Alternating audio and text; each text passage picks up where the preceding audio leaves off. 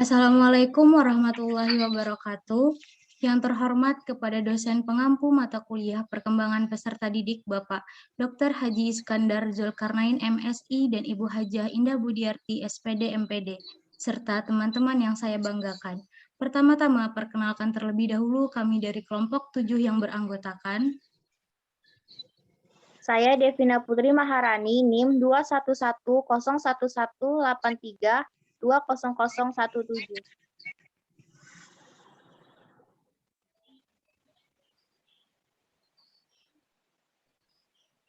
Selanjutnya ada Fatimah dengan NIM 2110183200010.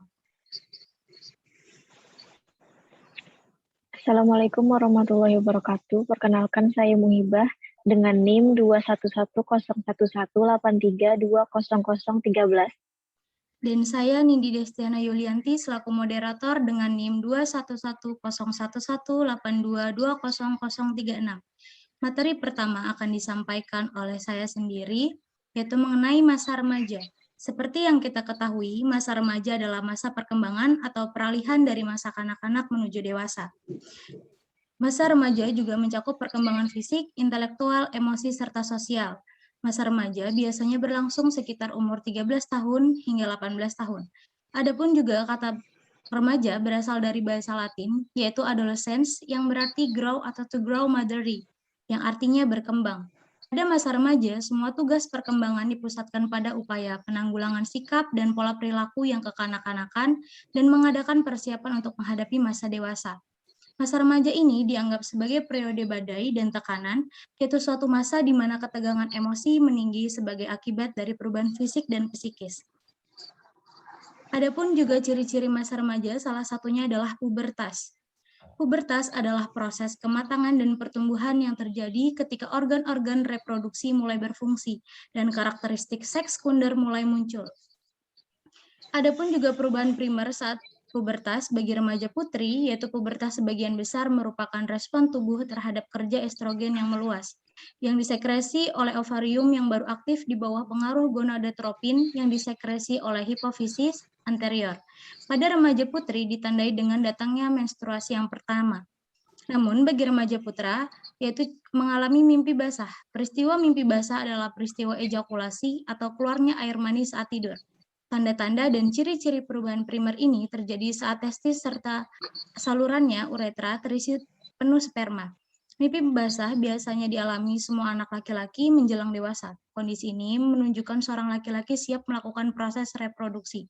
Saat itu tubuh mulai berkembang dan berubah. Dan perubahan itu bukan hanya pada fisik, tapi juga dengan suara ataupun bentuk tubuh. Setiap orang pasti akan atau pernah mengalami masa pubertas, baik pria maupun wanita. Hanya saja perubahan yang terjadi memang cukup berbeda, mulai dari masa sebelum, saat menjalani, sampai akhir masa pubertas. Masa ini disebut juga masa remaja awal, di mana perkembangan fisik mereka begitu menonjol. Baik, materi selanjutnya akan disampaikan oleh Muhibah. Kepada Muhibah dipersilahkan. B. Periode masa remaja dan ciri khasnya. 1. Remaja awal.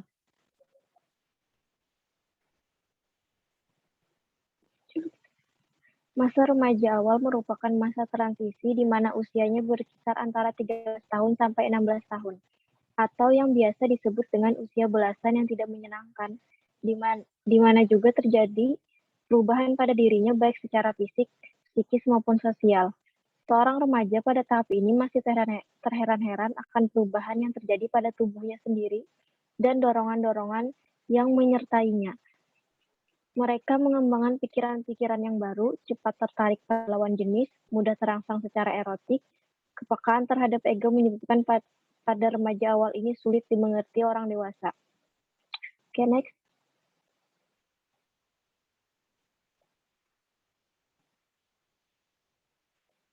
Dua, remaja akhir. Tahap ini adalah masa konsolidasi menuju periode dewasa sekitar umur 18 hingga 21 tahun dan ditandai dengan pencapaian 5 hal, yaitu minat yang semakin mantap terhadap fungsi-fungsi intelektual, egonya mencari kesempatan untuk bersatu dengan orang-orang lain, dan dalam pengalaman-pengalaman baru. terbentuknya identitas seksual yang tidak akan berubah lagi, egosentrisme atau terlalu memusatkan perhatian pada diri sendiri, diganti dengan keseimbangan antara kepentingan diri sendiri dengan orang lain. Tumbuh dinding yang memisahkan diri pribadinya dan masyarakat. Jika pada tahap awal, remaja masih merasa bingung akan apa yang terjadi dengan tubuhnya, namun pada tahap remaja akhir ini sikap positif dan kematangan diri remaja semakin terbentuk. Lanjut.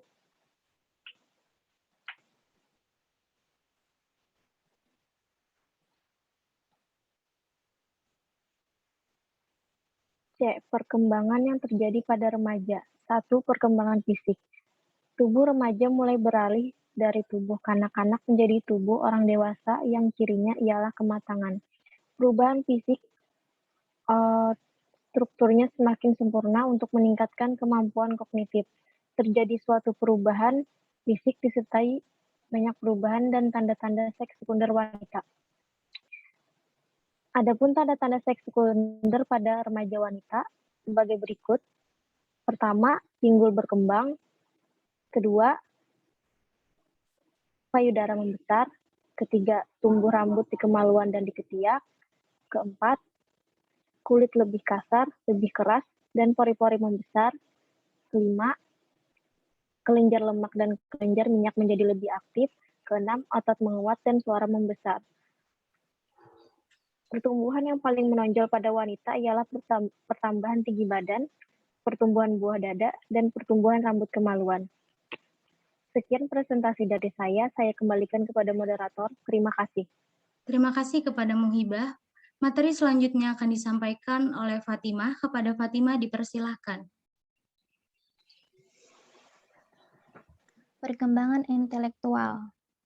Membahas tentang perkembangan intelektual atau biasa disebut perkembangan kognitif merupakan kemampuan mental untuk belajar memperoleh informasi, berpikir abstrak, menalar, dan bertindak secara efisien serta efektif.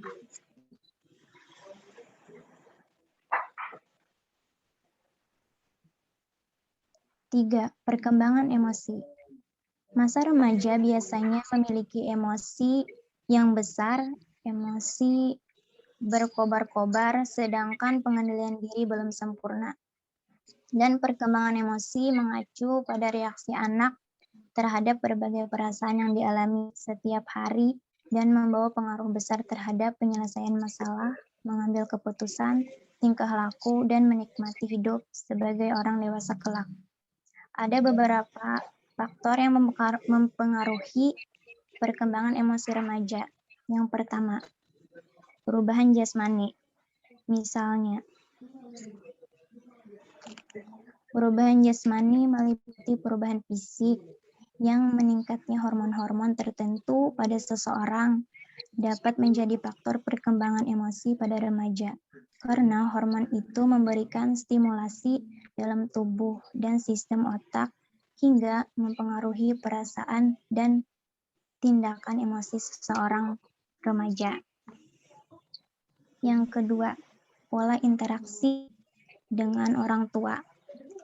Cara komunikasi orang tua kepada anak, serta metode pengasuhan orang tua dapat menjadi faktor penting dalam perkembangan emosi remaja.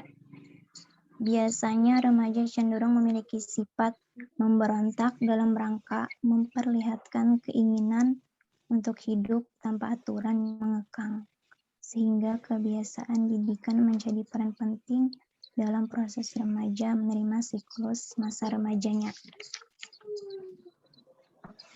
Yang ketiga, pola interaksi dengan teman. Tidak hanya dalam lingkungan keluarga, pola hubungan seseorang dengan teman sebayanya pada saat remaja juga memiliki pengaruh terhadap perkembangan emosi remaja. Pada masa remaja, kecenderungan remaja akan membuat kelompok-kelompok untuk melawan otoritas dari pihak yang dianggap harus dilawan. Hubungan cinta dengan lawan jenis juga menjadi faktor yang mendominasi perkembangan emosi masa remaja. Faktor yang keempat, Perubahan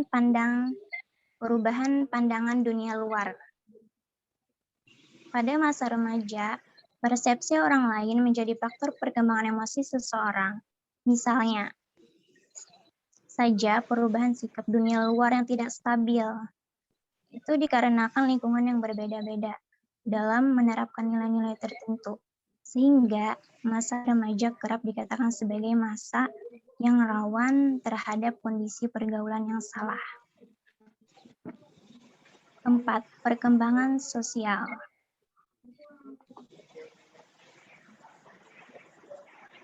Sosial merupakan pencapaian kematangan sosial dalam hubungan sosial atau perilaku anak dalam menyelesaikan diri dengan aturan-aturan masyarakat di mana anak itu berada.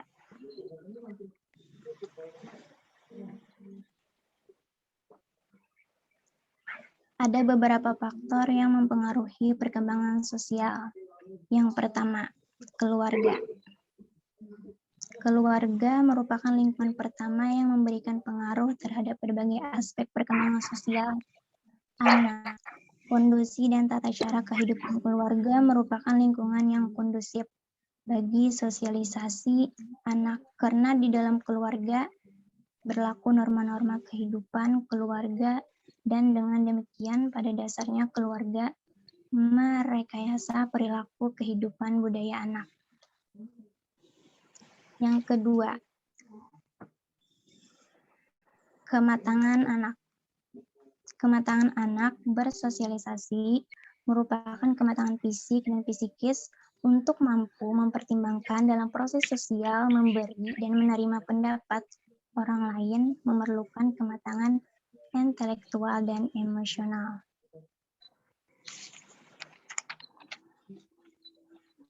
Yang ketiga, status emosi keluarga. Status ekonomi keluarga. Kehidupan sosial banyak dipengaruhi oleh kondisi atau status kehidupan sosial keluarga dalam lingkungan masyarakat. Yang keempat, kemampuan mental, terutama emosi dan inteligensi. Kemampuan bersikap banyak mempengaruhi banyak hal, seperti kemampuan belajar, memecahkan masalah, dan berbahasa. Anak berkemampuan intelektual tinggi akan berkemampuan berbahasa secara baik.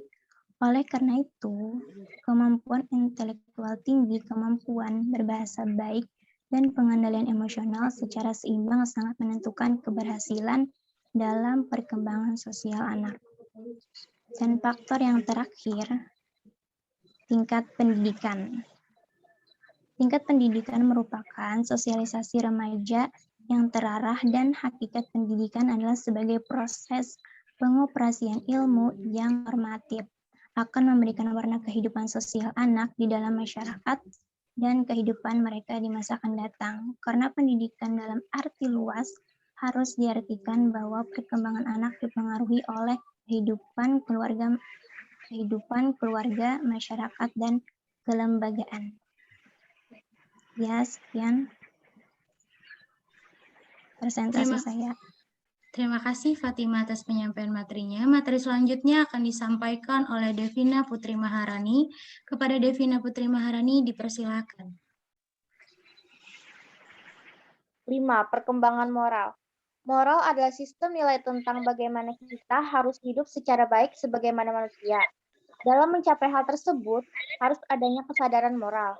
Kesadaran moral sifatnya individual. Ukuran kesadaran seseorang tidak sama. Kesadaran moral menyebabkan timbulnya kewajiban moral, yakni suatu kewajiban yang mengharuskan berbuat baik dan menjauhi kejahatan. D. Implikasi pada pendidikan.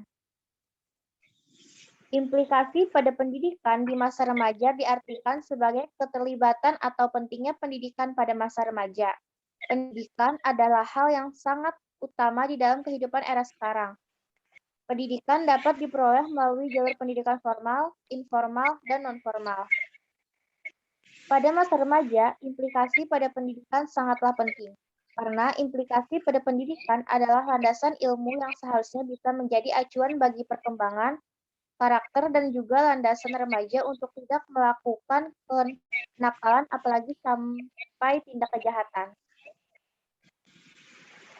Kesimpulan, masa remaja adalah masa di mana banyak terjadi perubahan dan perubahan itu bersifat kuantitatif, melainkan kualitatif.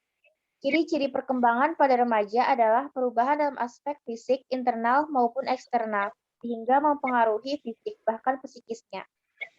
Masa remaja sangat dibutuhkannya implikasi pada pendidikan, terutama sosialisasi agar mereka mengerti bagaimana mereka bisa menanggulangi perubahan yang terjadi pada remaja itu sendiri. Sekian presentasi dari saya kembalikan kepada moderator. Terima kasih kepada Devina Putri Maharani atas penyampaian materinya. Mungkin sekian pembahasan materi dari kelompok kami mengenai masa remaja SMP hingga SMA. Mohon maaf jika ada kesalahan dan kekurangan dalam presentasi kami. Terima kasih atas perhatiannya. Saya tutup dengan mengucapkan Alhamdulillah dan Assalamualaikum warahmatullahi wabarakatuh. Waalaikumsalam warahmatullahi wabarakatuh.